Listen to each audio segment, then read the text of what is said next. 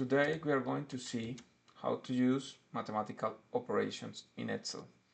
The first one will be 6 7 times multiplied by 7. This is the outcome. Equal 8 times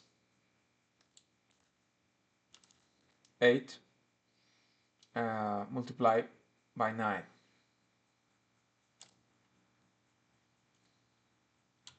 The next mathematical operation will be divide. That will be 12 divided by 3. The outcome will be 4.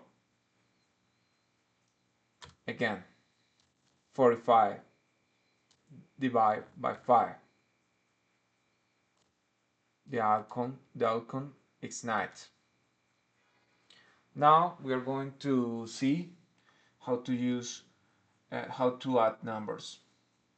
Equal 7 plus 4. And we are going to see how to subtract numbers. 9 minus 6. It's 3.